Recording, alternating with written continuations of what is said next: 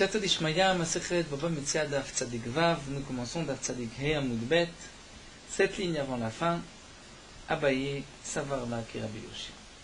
La Gemara va reprendre les deux dernières braïtot que nous avons vues concernant le din de Baalav Imo.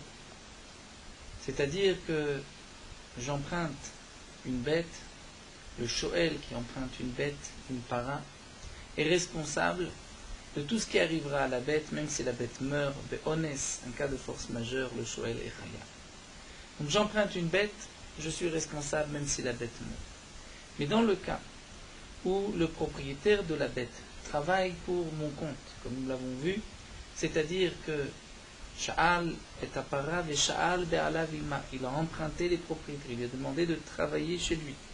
Ou bien même il a loué les services du propriétaire de la bête, et comme nous l'avons vu, donc en même temps qu'il a pris la bête, ou bien s'il avait auparavant engagé le propriétaire avant de prendre la bête, ceci est considéré comme Baalav Imo.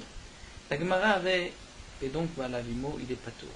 La Gemara avait rapporté au nom de Rav Hamnuna que le din de Baalav Imo, il faut que les propriétaires de la bête travaillent chez le Shoel depuis le moment où il a emprunté la bête jusqu'au moment où il est arrivé malheur à la bête est morte. Mais d'après Rav Hamnuna, si c'était seulement au moment de la Sheila qu'il a emprunté la bête que le propriétaire travaillait pour son compte, mais ensuite il avait terminé, et ce n'est que quelques heures plus tard, ou quelques jours plus tard, que la bête est morte, dans ce cas-là, le Shoel est chayav. Et nous avons vu de deux braïtot le contraire, et donc une question sur Rav Hamnuna, puisque les braïtot rapportaient une sorte de contradiction dans le pasouk, puisque une fois le pasouk nous dit, si le propriétaire est avec lui, lo yeshalem, et si le propriétaire n'est pas avec lui, il payera. Le premier pasouk, bien sûr, dans le cas où le propriétaire n'est pas avec lui, il payera. Ensuite, la Torah nous dit, mais si le propriétaire est avec lui, il ne payera pas. Alors la première braïta, comme la deuxième, vont être doresh les psukim. Nous avons vu aussi qu'il n'y avait pas de différence de marloquet dans la braïta, c'était juste une manière d'approche, une approche différente sur les psukim. Donc là, on va être médaillek. Si la Torah dit Baalav Imo, le propriétaire est avec lui, il ne payera pas. Donc on comprend tout seul que si le propriétaire est avec lui, il n'est pas avec lui, il payera. Donc pourquoi la Torah a besoin de le préciser? Et de là, nous avons donc déduit que si il est avec lui au moment de la Sheila, au moment où il emprunte, il n'a pas besoin d'être avec lui au moment où la bête est morte. C'est donc que la braïta était en marloquette, pas d'accord avec Rav Hamnuna. C'était une question sur Rav Hamnuna qui était à Amora. Là, nous allons voir comment comprendre ces braïtot, comment on est d'Oresh. Alors, Abaye, ça va là que Rabbi Yoshia. La Gemara nous dit qu'Abaye pense comme Rabbi Yoshia, mais Taret s'écrit que Rabbi Yoshia et va répondre les psukim comme Rabbi Yoshia. Alors que Rava, ça va là que Rabbi Yonatan pense comme Rabbi Yonatan, mais Taret s'écrit que Rabbi Yonatan va expliquer les psukim d'après Rabbi Yonatan. Rabbi Yonatan et Rabbi Yoshia, c'est ce que nous avons vu d'Af Tzadik Dalet Amud Bet, en bas de la page, concernant cette fameuse marloquette, lorsque la Torah nous dit un homme qui maudit son père et sa mère est condamné à mort, mot yomat. Est-ce qu'il s'agit d'un homme qui a maudit et son père et sa mère, ou qui a maudit son père ou sa mère?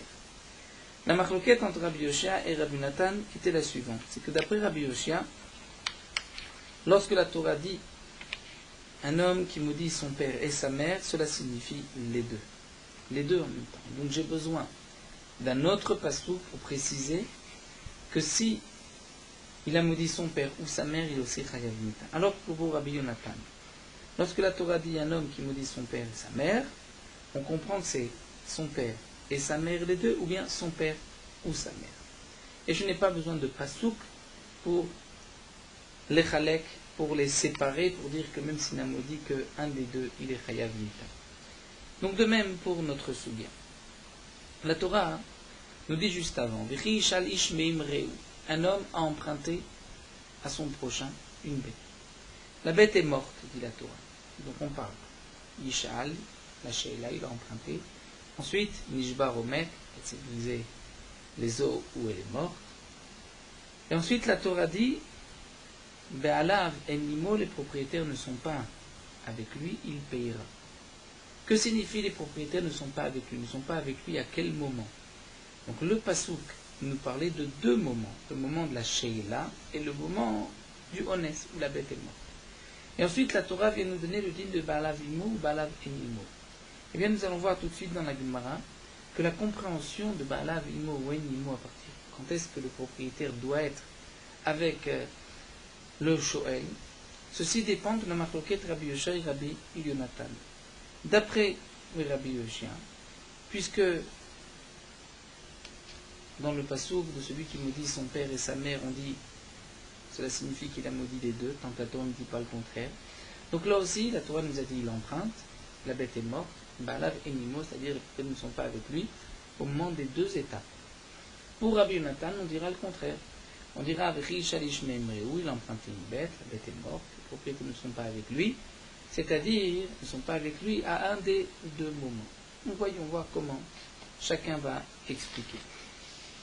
Alors la Gemara nous dit tout d'abord, Abaye, ça va là que Rabbi Yosha, Abaye pense comme Rabbi Yoshia, c'est-à-dire ailleurs, mais Kalel il pense comme Rabbi Yosha, mais Taras c'est écrit Rabbi Yoshia, donc on va expliquer les psukim de la Braïta comme Rabbi Yoshia. Donc Baalav Enimo Shalem Shalem, donc on va comprendre. D'après Rabbi Yosha, nous avons dit que lorsque la Torah ne marque pas de mots ou de passou, il n'y a pas de dévoilement que la Torah vient les séparer, c'est les deux en même temps.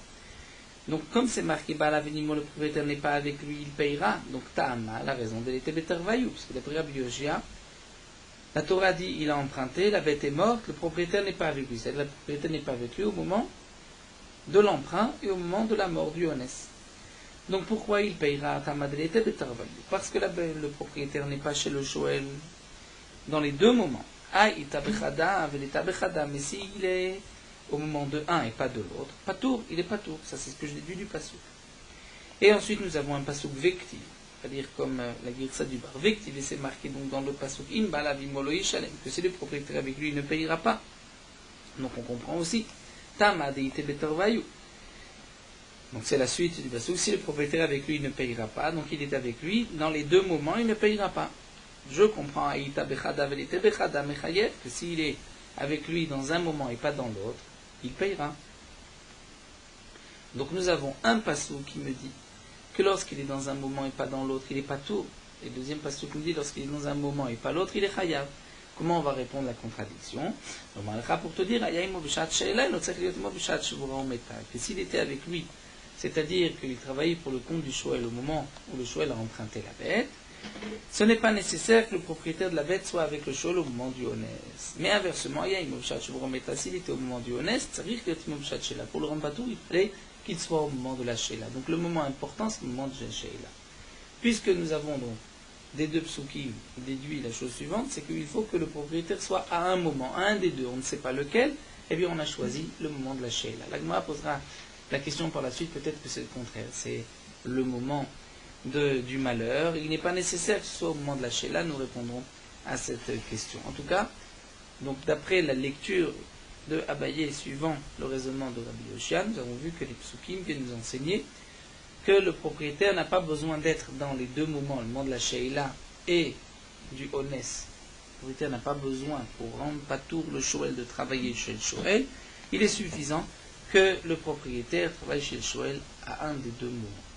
Rava, lui, ça va le Rabbi Nathan pense comme Rabbi Nathan, peut-être c'est que Rabbi Nathan va expliquer les psukim comme Rabbi Nathan. Et donc on va lire ainsi. La Torah dit, après avoir enseigné, après que le passouk nous dise, un homme a emprunté une bête et la bête est morte. La Torah dit, si le propriétaire est avec lui, il ne paye pas. Donc cela nous laisse sous-entendre, Imbalavimo lo yeshalem, sur un des deux moments. Donc d'après Rabbi Nathan, on comprend que le propriétaire était avec lui ou bien au moment des deux moments, ou bien il était avec lui à un moment et pas à l'autre, et on dit qu'il est pas tout. Vective, et l'autre passouk nous dit, si le propriétaire n'est pas avec lui, Shalem et Shalem, il payera. Donc là aussi on comprend, le propriétaire n'est pas avec lui, c'est-à-dire, Mashma Delite Betar, il n'est pas avec lui aux deux moments de Sheila et du Honès, et peut-être aussi Mashma Name, que s'il est à un moment et pas à l'autre, il est Chayav. Donc nous avons, d'après Rabbi Nathan aussi, les psukim nous enseignent que si le propriétaire travaille pour le compte du shoel à un moment, le shoel est patour, même s'il n'est pas à l'autre moment. De quel moment il s'agit? Donc le moment essentiel, c'est le moment de la sheila. Si le propriétaire travaille pour le compte du shoel, au moment où le shoel a emprunté la bête, alors il est patour, même si par la suite, au moment de shvuro meta, lorsque la bête est morte, il ne travaille pas pour ce compte. Mais le contraire, si le propriétaire de la bête travaille pour le compte du shoel au moment où il est arrivé malheur à la bête, ce n'est pas suffisant. Il faut que ce soit au moment de la sheila. En vérité, il n'y a pas de différence. La halakha entre Rabbi Natan et Rabbi Yoshia, c'est juste une question d'approche, comment comprendre cet enseignement du passouk. On remarquera aussi que la Gemara a rapporté pour Rabbi Yoshia, on a commencé par le passouk si le propriétaire n'est pas avec lui. Et pour Rabbi Yonatan, on a commencé par le passouk si le propriétaire est avec lui, qui est le deuxième passouk. En vérité, Rashi nous précise qu'il n'y a pas de différence, on aurait pu commencer aussi bien Rabbi Yonatan que Rabbi Yoshia dans un sens comme dans l'autre, le principe est le même. Rashi veut nous dire que c'est même certains qui se sont trompés en pensant que on viendrait répondre une braïta d'après l'un et une braïta d'après l'autre, et c'est vrai que dans les braïtot, la première braïta partait dans un sens et la deuxième par l'autre pasouk, mais en vérité, Rashi nous avait déjà dit qu'il n'y a pas de différence. Donc on poursuit, nous avons vu qu'aussi bien d'après Rabbi Natan que d'après Rabbi Yoshia, mais aussi bien d'après Abaye que Rava, j'apprends de ces deux psukim que si le propriétaire de la bête travaille pour le compte du shoel à un moment et pas à l'autre, que le shoel sera pas tour, même si la bête meurt, même s'il y a un cas de honest. Et donc nous avons choisi le moment important, le moment de la sheila où il emprunte. La Gemara continue, Hipuchana. On n'a qu'à dire le contraire. Que le moment important, c'est au moment où il arrive malheur à la bête, le moment du honest. Donc s'il travaille au moment du honest, c'est peut-être suffisant, mais pas le moment de la sheila. Alors la Gemara va répondre par une svara. Mistavra, c'est logique de dire que sheila a 10 fins. Le moment important, c'est le moment de la sheila. Donc si au moment où j'emprunte, il travaille pour mon compte, je serai pas tôt. Pourquoi? Mishum de kamaïtela lirshute. Parce que c'est à ce moment-là où je prends la bête dans mon domaine. Et donc ce sera à ce moment-là où j'aurai un chiyuv de tout ce qu'il arrivera à la bête. La Gemara dit au contraire, Adrabash, pour Ometa, tu peux regarder sous un autre angle et dire que le moment important c'est le moment du honest.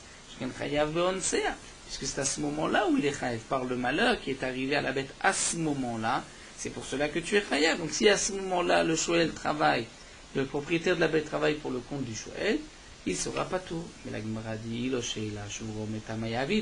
en vérité, pourquoi je suis chayav lorsque la bête meurt? C'est parce que je l'avais emprunté. Donc s'il n'y avait pas d'emprunt, il n'y aurait pas eu de chiyuv au moment où la bête est morte, où elle s'est brisée les os. La Gemara reprend et si au moment, s'il n'y avait pas eu ce moment où elle est morte, où elle s'est brisée les os, donc même la sheila ne t'aurait pas dû rendre rendu chayav. Donc on n'a toujours pas trouvé quel est le moment le plus important. La Gemara répond Afilouachi, sheila difa, malgré tout, le moment de la sheila est plus important, où il emprunte chez Ken Chayav Mizonota, puisque c'est à ce moment-là où il sera chayav de nourrir la bête. Et donc puisqu'à ce moment-là il va nourrir la bête, c'est le moment fort où le propriétaire de la bête doit être chez le shoel, puisque c'est à ce moment-là où le shoel a des chiyuvim vis-à-vis de cette bête. Ravashi Amar, Ravashi nous dit une autre explication. On a un pasouk. Le pasouk nous dit Amar Kra, Vechi Shalish Mimreu, lorsqu'un homme emprunte de son prochain. C'est marqué, il a emprunté Meimreu, c'est-à-dire il emprunte une bête de son prochain. Il n'emprunte pas de son ami, il emprunte sa bête.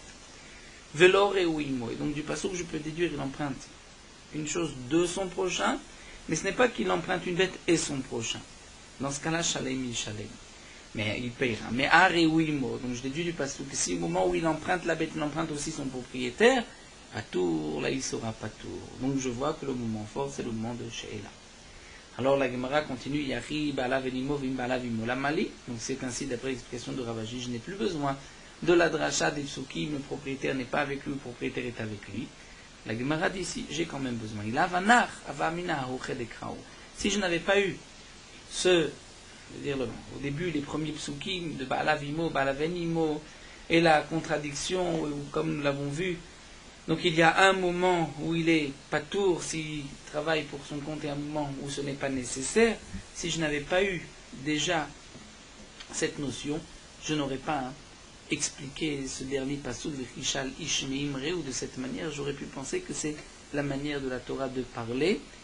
Donc je n'aurais pas fait de drachot imri ou veloré, ou j'aurais pu dire bon, c'est ainsi que l'on parle, mais il n'y a pas de différence s'il a emprunté la bête avec son propriétaire ou la bête sans son propriétaire. Puisque la Torah nous a dévoilé par ailleurs qu'il y a une différence, donc là je vais traduire le passouk de Richal Ishmeimreu, et je vais dire que la Torah vient nous enseigner ici que c'est au moment de la She'ela où il emprunte. On continue dans les dynimes de She'ela, et nous avons ici une question après l'autre pour définir quel est le cas de She'ela, que signifie emprunter et pourquoi on emprunte. Rami Bachama va poser une question assez forte. Quel est le din Sha'ala le Rav'a? Un homme emprunte une bête, mais non pas pour faire travailler cette bête, mais pour avoir des relations avec cette bête, les Rav'a. Cet homme-là va avoir une relation avec une bête, il emprunte cette bête pour cela. Ma'ou, quel est le din? Est-ce qu'il est appelé Shoel? Est-ce qu'il a un chiyuv? S'il arrive malheur à la bête, il devra payer à son propriétaire ou pas? Est-ce qu'on va dire que la Torah a rendu chayav un homme qui emprunte une bête,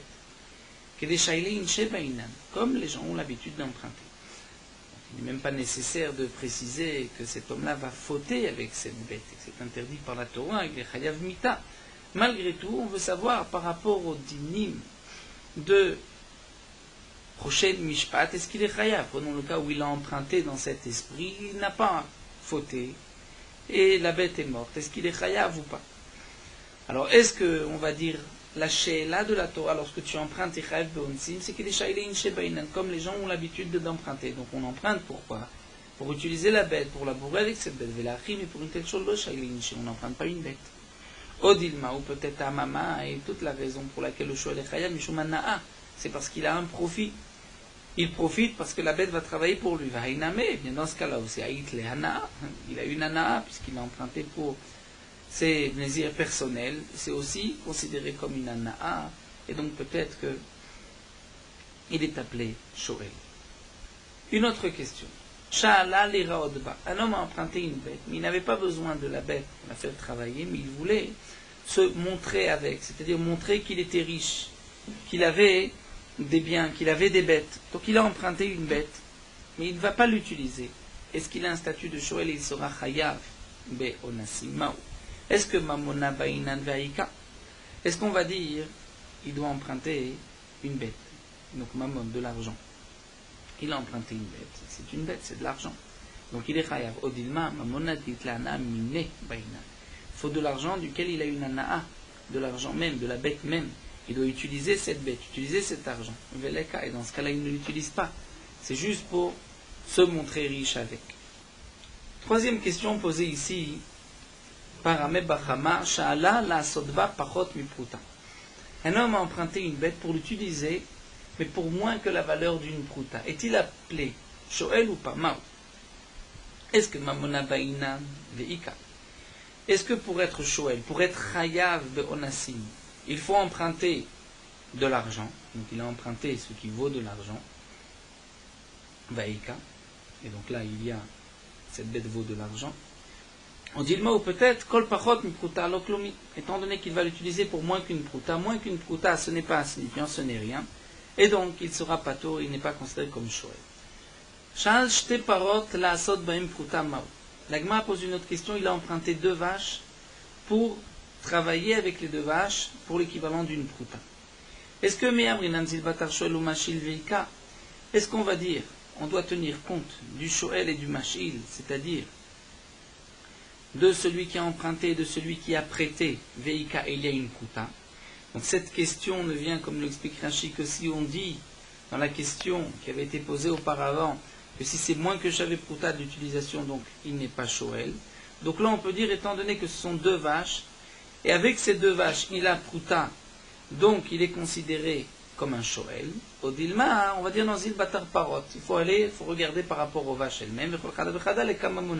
Sur chacune des vaches, il n'y a pas l'utilisation de shavé pruta.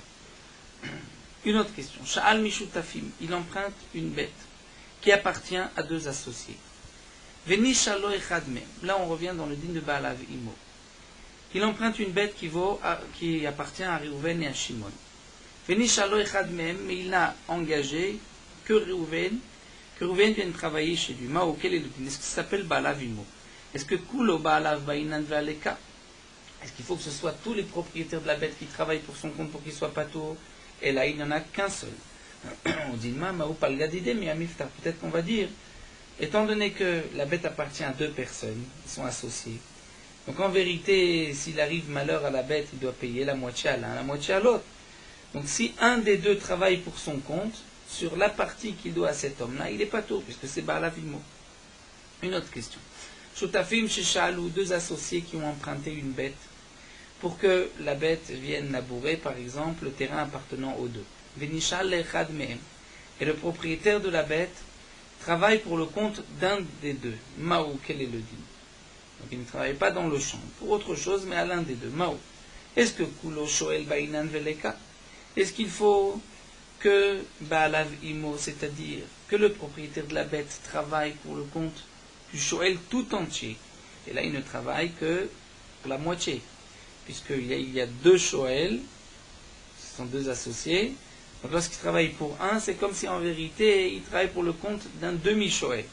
Odilma, ou peut-être que non, il parle des shaile miat mifta. Peut-être que pour la partie que lui a empruntée, on va dire que c'est Réhouven et Shimon qui ont emprunté une vache de Lévi. Lévi travaille pour Réhouven. On va dire que pour la partie de Réhouven, ça s'appelle Baalav Imo, Réhouven et Pato. Une autre question. Sha'al Maïsha, Venishal Baala. Un homme a emprunté une bête d'une femme, une vache d'une femme, et de quel bien, nous dit Rashi, de para de Nirse Milo, qui appartenait à la femme que la femme a apporté au foyer. Le mari, normalement, mange des fruits de ce bien. Donc, Shal Maïsha Venishal Baala Ima. Donc, il a emprunté la vache de la femme, et il a aussi engagé le mari de la femme. Est-ce que ceci est considéré comme étant Baalav Imo ou pas? Est-ce que le mari est considéré comme le propriétaire? Le mari ne peut manger que les fruits. Mais son kinyan perot, est-ce qu'il est considéré comme le kinyan agouf, comme si la bête lui appartient ou pas? Ou de même, Isha, une femme chez Sha'ala qui a emprunté une bête de Réhouven. Venishal le Baal, et Réhouven va travailler pour le compte du mari de cette femme. Mao, quel est le din? Est-ce que ça s'appelle Baalav Imo? Donc les deux questions se résument en vérité à un point. Est-ce que Kinyan Perot, le Kinyan du mari, qui est la possibilité de manger les fruits de Nirse Milog, des biens de sa femme, est-ce que c'est Kinyan Agouf Damé? Est-ce que c'est comme si le bien lui appartient ou pas? Olo. Si on considère que c'est Kinyan Agouf Damé, donc on peut considérer le mari comme étant aussi le propriétaire. Amar le Ravina le Ravashi. La Gemara continue, nous n'avons toujours pas répondu à ces questions. Ravina dit à Ravashi, à Omer le Shlucho, un homme dit à son Shaliach, à son messager, ou il demande à son ami, il le mandate pour la chose suivante, il lui dit, Tse, Ve'ach-Eli imparati. C'est sort, Ve'ach-Eli. C'est-à-dire, nous explique Rashi, quel est le lachon Ve'ach-Eli, c'est-à-dire, tu vas travailler, tu vas être Shoel pour moi, comme c'était à ma place, en même temps que ma vache. C'est-à-dire, Réhouven a prêté sa vache à Shimon. Au moment où il va prêter sa vache, il dit à Lévi, donc Réhouven dit à Lévi, est-ce que tu peux aussi aller travailler à ma place, comme pour moi, chez Shimon? Donc Réhouven demande à Lévi, Lévi est le shliach de Réhouven, et donc Réhouven, si on peut dire, a prêté sa vache et aussi a prêté son shaliach. Mao, est-ce que Baalav Mamash, Baina, il faut que ce soit Baalav Imo, c'est-à-dire le propriétaire, et le propriétaire ici c'est Réhouven Veleka, et Réhouven ne travaille pas pour le compte de Shimon, c'est Lévi. Autrement, on va dire Shluchosh Ladam Kemoto, que nous avons le principe que le shliach d'un homme est comme lui-même, donc Lévi et le shliach de Réhouven, c'est comme si Réhouven travaille pour Shimon Veleka, et donc ça s'appelle Baalav Imo. Amar le Ravacha berdi Ravavia le Ravashi, Ravacha le Ravavia dit Ravashi. Baal, concernant la question du mari, Quel est le statut du mari? Plukta de Rabbi Yochanan et Resh Lakish, marloquette entre Rabbi Yochanan et Resh Lakish. Nous allons le voir. Et Shliach, le Shliach, c'est Plukta de Rabbi Natan et Rabbi Yoshia, c'est une marloquette entre Rabbi Natan et Rabbi Yoshia. Baal, Plukta de Rabbi Yochanan et Resh Lakish. Le mari, c'est une marloquette entre Rabbi Yochanan et Resh Lakish. Est-ce qu'on considère que le mari qui a un kinyan perot, des fruits de Mirsimilug et kinyan agouf, c'est une marloquette. Les perot. Un homme qui vend son champ à son ami pour les fruits. C'est-à-dire, il ne vend que pour les fruits, il n'a pas vendu le terrain lui-même. Tu peux manger les fruits de mon terrain. Rabbi Yochanan Omer Mevi Bekoré. Rabbi Yochanan dit, celui qui a acheté les fruits pourra apporter Mevi, les bikorim de ce terrain, Vekoré, et il pourra aussi lire la paracha, il pourra dire dans le pasouk, je t'ai amené, Reshit Peri Adama, les prémices des fruits de la terre, Asher Natatali, que tu m'as donné. Donc Rabbi Yochanan considère que lorsque j'ai acquis un terrain pour ses fruits, donc les fruits du terrain, c'est Kinyan Agouf, comme si j'avais le terrain. Donc je peux dire la terre que tu m'as donnée. Je dis, non, mais Vivenokori, il doit apporter de Bikurim. Il ne peut pas dire terre que tu m'as donnée. Kinyan Perot n'est pas comme Kinyan Agouf. Donc Rabbi Yochanan m'a mevi Kore Kinyan Perot, que Kinyan Agouf damé. Le Kinyan du fruit, c'est comme le Kinyan, comme s'il a acquis le terrain. Donc le mari aussi, qui a Kinyan Perot, c'est comme s'il est propriétaire de la bête. Et donc ça s'appelle Baalav Imo. Resh Lakish Amar, mais vive nos Corée. Resh Lakish dit non, il ne dira pas. Kinyan Perot laf, Kinyan Agouf damé. Donc de même pour le mari. Concernant la marloquette du Shliach, l'Ukta de Rabbi Natan de Rabbi Yosha de Tanya. Omer l'apotropos, un homme qui dit à une tierce personne, à apotropos, à un tuteur. Kol nedarim shte ishti noderet. Rachid nous dit, il s'en va en outre-mer et il nomme un apotropos sur ses biens pour nourrir sa femme et ses enfants. Il lui dit aussi, Kol nedarim shte ishti noderet. Tous les vœux que ma femme va prononcer, mikan atchavo makom ploni, à partir d'aujourd'hui jusqu'au moment où je reviens de tel endroit, haferla, annule-les. Vehefirla, et le apotropos l'a annulé.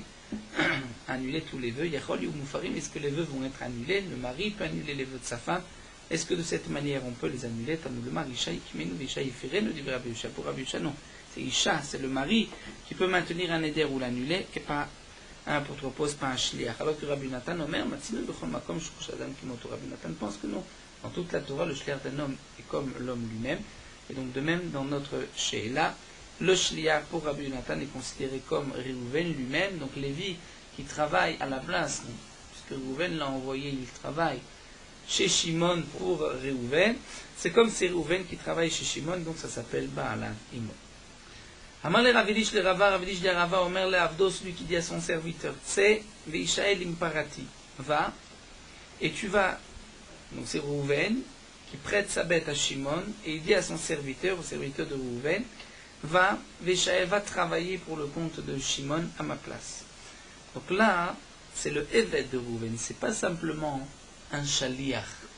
Mao, quel est le din? Tiba, les madamar, tu peux te poser la question. D'après celui qui pense Shlochosh Ladam Kemoto, nous avons vu que Shlochosh Ladam Kemoto, si j'envoie, Rouven envoie une personne, envoie Lévi chez Shimon, c'est comme si Rouven travaille chez Shimon. Pour le Eved, c'est peut-être différent. Et Tiba, les madamar, Shlochosh Ladam Eno Kemoto. Et d'après celui qui pense que Shlach Shladam Enokemoto, donc si Rouven envoie Lévi pour Shimon, ça ne s'appelle pas Baalavimo, peut-être que pour l'esclave c'est différent. Comment cela? Tiba le Madama Shlach Shladam Kemoto, tu peux poser la question d'après celui qui pense Shlach Shladam Kemoto, et donc d'envoyer un shliach. C'est comme si Rouven travaille pour Shimon, Anemile shliach de bar mitzvah, c'est seulement un shliach, étant donné que le shliach a des mitzvot, c'est un juif. Aval Eved de la bar mitzvah lo, mais le Eved, qui n'est pas considéré comme bar mitzvah, étant donné qu'il n'a pas toutes les mitzvot. Peut-être que dans ce cas-là, ce n'est pas valable. Puisque nous dit Rashi, Shlichut, on apprend du pasouk Gam Atem. Le Gam vient inclure les Shluchim. Mais nous avons vu que les Shluchim doivent avoir le même statut que celui qui les envoie. Et donc là, puisque le din du Shoel ne peut pas s'appliquer, donc ni Shoel ni Machil à l'esclave, donc il n'a pas Bar Mitzvah, on va dire, dans même le contexte de Shoel, il ne peut pas lui ni être Shoel ni être Machil, donc il ne peut pas être considéré comme Shliach. Odilma, ou peut-être, même d'après celui qui pense, que lorsque Rouven envoie Lévi travailler chez Shimon, ce n'est pas comme si Rouven travaille chez Shimon, mais peut-être qu'un les Shliach, c'est seulement un Shliach. Aval Eved, même l'esclave, c'est différent, parce qu'on a un principe, il y avait des Eved qui aident Rabo. La main de l'esclave, c'est comme la main du maître, c'est comme si c'est le maître qui travaille pour le compte de Shimon. Donc il y avait des vêtements qui Rabo Damia, c'est peut-être différent. Amarli lui a répondu, Mistabra, c'est logique de dire il y a des vêtements qui Rabo Damia.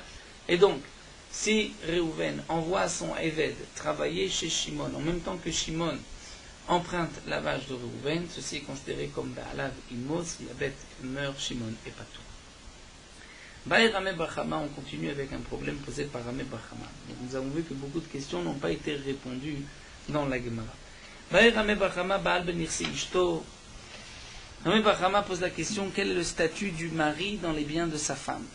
C'est-à-dire que la femme, au moment du mariage, apporte au foyer des biens qui sont appelés Mirse Milom. Le mari a le droit d'utiliser ces biens. Si c'est un terrain, il a le droit de manger les fruits de ce terrain, il a le droit d'utiliser les bêtes que sa femme apporte au foyer, mais le capital reste le bien de la femme. La question que pose Rem Bachama est la suivante. Shoel avait, ou Socher avait. Quel est le statut du mari? Est-ce que le mari a un statut de Shoel, comme s'il emprunte, ou Socher, comme s'il loue à la femme? Nous verrons par la suite qu'est-ce qu'on peut considérer comme étant la srirout, qu'est-ce qu'il paye, qu'est-ce qu'il donne à la femme. Donc Rachid nous expliquera par la suite que les Chachamim ont institué que le mari est obligé de racheter sa femme si elle est prise en captivité en échange des fruits qu'il a le droit de manger. Donc est-ce que le mari a un statut de Shoel ou de Socher? Et donc on comprend de la question que la différence c'est en cas de Honès, si la bête meurt. Si la bête meurt, si le mari a un statut de Shoel, il devra rembourser, donner une bête à sa femme en tant que capital. Si il est socher, il est patour be'ones. Amar Rava, on reprend, il dit, mais les fum churpa shabashta, c'est-à-dire, selon sa harifut, sa Mokeram Bachama est piquant et aiguisé, dire la question est tellement forte, mais en vérité, il y a une erreur depuis le départ. Rava ne comprend pas, c'est une erreur. Pourquoi manafshach? Ishoel avait chez la bébé alim, ici tu considères que le mari est un shoel. Mais c'est chez la bébé alim, puisque la femme a des engagements vis-à-vis de son mari. On peut dire qu'elle travaille pour son mari. Et donc, chez la bébé alim, il est pas tout isocher avait. Si tu donnes au mari le statut d'un socher, c'est aussi srirou bébé alim, puisque la femme travaille pour son compte. Donc, de toutes les manières, s'il arrive malheur à la bête, le mari est pas tout. Donc, quelle est la différence? Quelle est le nafkamina de dire est-ce que le mari est shoel ou socher? Et là, la Gemara reprend qui, comme Rami Bachama, la question qui est posée ici par Rami Bachama, c'est dans le cas suivant. Dagar mina para. Le mari a loué la vache à sa future femme, donc avant qu'il se soit marié, il a loué la vache à sa femme. Donc il est socher. Il a des engagements de socher. En cas de honès, il est patour. Vadar nasva. Et ensuite, il se marie avec elle. Et donc, puisqu'il se marie, il a aussi le droit d'utiliser cette vache en tant que mari. Est-ce qu'on lui dit qu'il est Shoel Ave, il a un statut de Shoel ou de Socher? Shoel Ave ou Socher Ave? Est-ce que Shoel Ave, il est considéré comme un Shoel? Et donc s'il est Shoel, Ate Sheila Bebealim. Donc au départ il était Socher, mais il n'était pas Bebealim, puisque sa femme n'était pas encore mariée, elle ne travaillait pas pour son compte. Mais ensuite, lorsque il est Shoel, lorsque il se marie, il devient Shoel, donc ça devient Sheila Bebealim. Et donc la Sheila Bebealim, Mafka Srirut Shelo Bebealim, vient enlever cette obligation qu'il avait en tant que Socher Shelo Bebealim, et que s'il arrive quoi que ce soit à la bête, même si la bête est volée, il sera pas tout, puisque maintenant il est Shoel Bebealim. Odilma, ou peut-être que non. Ou peut-être que Socher avait, il a un statut de Socher.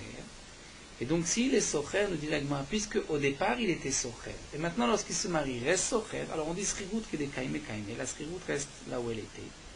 Et donc puisqu'elle reste là où elle était, il n'a pas un statut maintenant de Socher Bebealim. Mais la Gemara ne comprend pas. Maïchena demande à la Gemara, quelle différence? Pourquoi tu considères que s'il est Shoel, cette nouvelle Sheela, qui est Bebealim, va enlever ses obligations de Socher qui était Shelo Bebealim? Mais que s'il est Socher, on laisse la première Srirut. Maïchena, quelle différence dit Shoel avec si tu le considères comme Shoel, Deate Sheela Bealim, tu dis que la Sheela, deuxième Sheela, qui est Sheela Bebealim, et donc il ne serait pas tout. Cette Sheela, Mafkat, Srirut, enlève la Srirut Shelo Bealim qui était Shelo Bebealim, et que si il y avait un Chiyuv, là il aurait été Chayav Midin Socher. Ou quelle différence si tu dis Socher Name avec, même si tu dis qu'il est Socher lorsqu'il se marie. T'étais Srirut Bebealim, donc la Srirut maintenant nouvelle qui est Bebealim, puisque lorsqu'il loue maintenant la vache de sa femme, et nous avons expliqué, il loue contre cette obligation de la racheter en cas où elle se fait prendre en captivité. Donc, puisque ça devient une sriut baalim, eh bien, tipok sriut chez le baalim, cette deuxième sriut va aussi enlever la première de chez le baalim, et donc il devrait être pas tout. Donc, quel est le problème de Rambachama? Et là, l'agma reprend Kikam Vail Rambachama. La question de Rambachama, c'est dans le cas suivant. Kigon de Agra, Ihi, Para, me alma, la femme a loué une vache, me alma, d'une autre personne, de l'extérieur. Donc, la femme a un statut de socher, socher. Vadar Nasva, et ensuite elle l'a épousé. Donc là, on veut savoir, est-ce que cet homme-là, vis-à-vis de sa femme, a un statut de Shoel ou de Socher?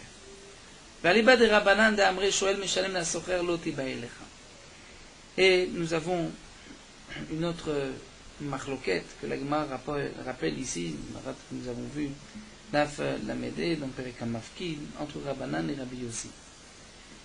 Concernant un homme qui a louer une vache et qui ensuite la prête. C'est-à-dire, on va dire, Réhouven loue sa vache à Shimon et Shimon va prêter la vache à Lévi.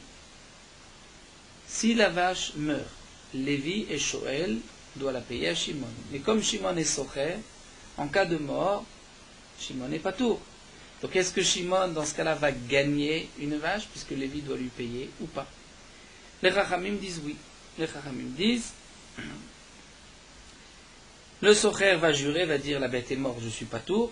Donc Shimon jure à Réhouven, dis-moi, je te l'ai louée, elle est morte, je suis pas tour. Et Lévi devra payer puisque la bête est morte et que lui est Shoel. Mais Rabbi Yossé dit non. La bête revient à son propriétaire, à Réhouven. Donc la Gemara nous dit, la femme a loué une vache de quelqu'un de l'extérieur. Et ensuite elle se marie. Et d'après les Chachamim qui disent que lorsque un homme a loué une vache et ensuite l'a prêtée, que le Shoel, s'il arrive malheur à la vache, le Shoel doit payer au Socher, là tu n'as pas de question à te poser. Les Vada, et c'est sûr que Sheila Bebe Alimi, que ceci est considéré comme une Sheila Bebe Alim, c'est-à-dire que le mari par rapport à sa femme est considéré comme Shoel, et que la femme travaillant pour le compte du mari, donc s'appelle Sheila Bebe Alim. Donc le mari vis-à-vis de la femme est patour si la bête meurt. Et puisque, d'après les Chachamim, lorsque le mari, normalement, aurait dû payer à la femme, mais puisqu'il est Bebe Alim, il est patour, et la femme aussi est patour vis-à-vis du propriétaire, puisqu'elle a loué la vache, et en cas de mort, de honès, elle est ptoura. Donc pour les Chachamim, il n'y a pas de question. La question se pose d'après Rabbi Yossi. Damar Tarsor Para le Baalim Arishonim qui a dit que dans le cas, donc on va dire ici de la femme qui a loué une vache, mais qui ensuite l'a prêtée mais à son mari, là la question se pose puisque le mari maintenant a des comptes à rendre au propriétaire de la bête maille. Est-ce qu'on va dire Shoel avec que le mari a un statut de Shoel? Donc si le mari a un statut de Shoel et que maintenant on ne peut pas dire il est Shoel bébé Alim, puisque il doit rendre la bête, si la bête est morte, et que le Shoel Chayav doit la rendre au propriétaire. Et le propriétaire ne travaille pas pour son compte, c'est peut-être sa femme, mais pas le propriétaire de la bête. Donc s'il est Shoel, il est Chayav Be'onès, il devra payer au propriétaire de la bête le prix de la bête. Au Socher avait, ou peut-être que le mari a un statut de Socher, et à ce moment-là, si la bête est morte, il est patour. Donc la question est la suivante, dit l'Agma. D'après les Chachamim, la question ne se pose pas.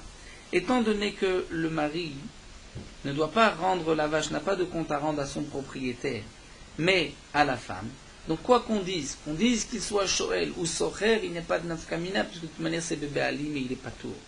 La question se pose d'après Rabbi Yossi, est-ce qu'il est Shoel ou Socher? Donc quand la Gemara a dit, pour les Chachamim, la question ne se pose pas, parce que des Vadaï Sheila bébé Alimi, comme nous l'explique Rashi, la Gemara veut dire que même si tu dis que c'est Sheila et tu voudrais le rendre Hayab, de toute manière c'est Sheila bébé Ali. Mais pour Rabbi Yossi, la question se pose, est-ce qu'il est Shoel ou Socher?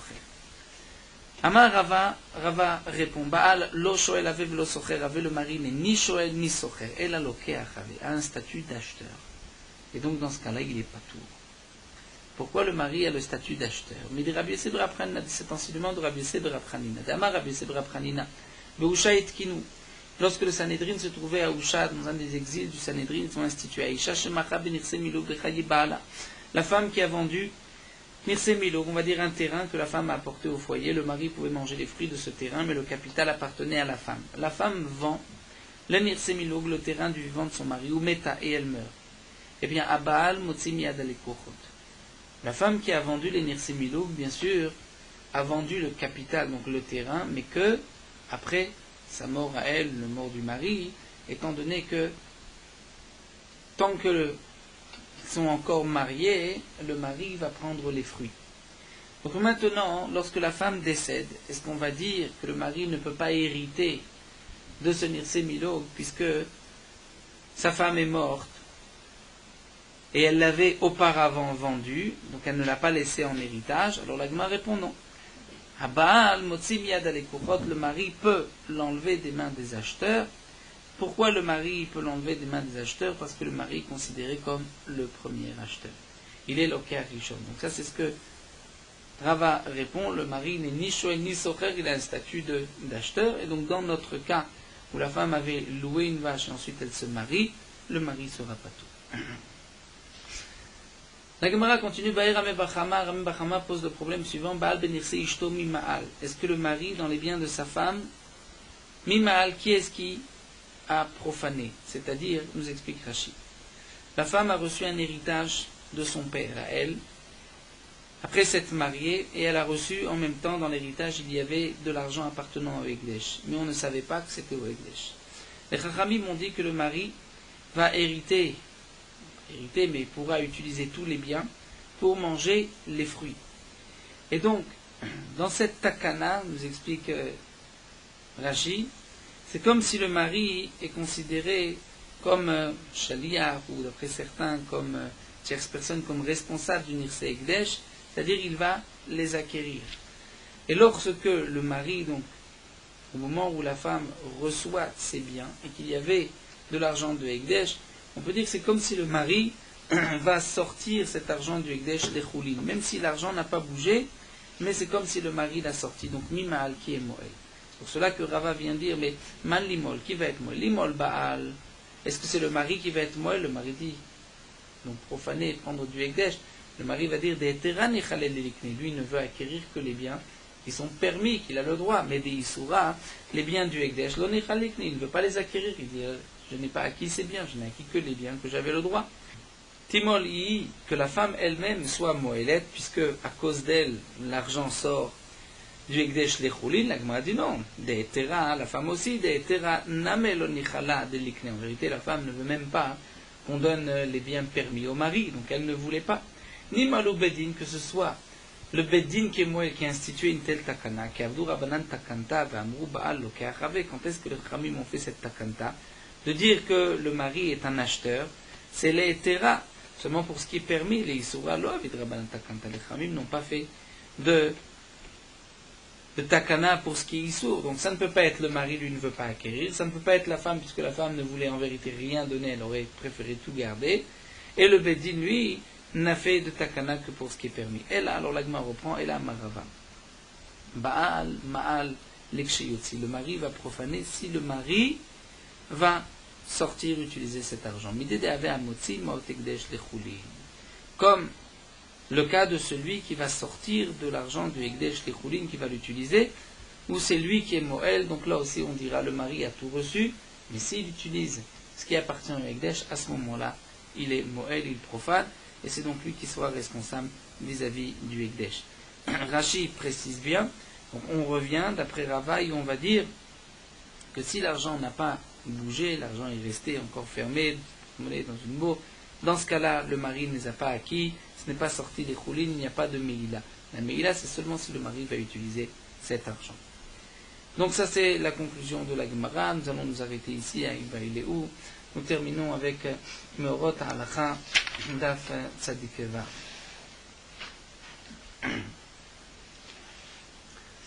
Parfois, le balabait qui engage cet ouvrier va engager un ouvrier pour qu'il puisse faire un travail quelconque. Et si le poël, l'ouvrier, ne le fait pas en son temps, le balabait va ainsi avoir une perte. Par exemple, le cas de la Gemara, le balabait a du lin trempé dans de l'eau. Arrive le moment où il faut sortir ce lin. Si on ne l'enlève pas, le lin va s'abîmer. Parfois, le balabait a besoin d'un travail à un temps particulier.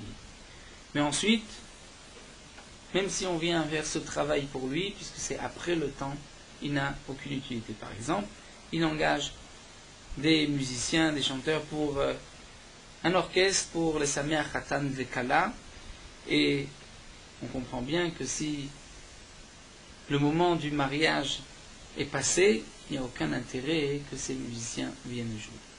Donc dans le cas où le balabait a fixé avec son ouvrier qu'il va travailler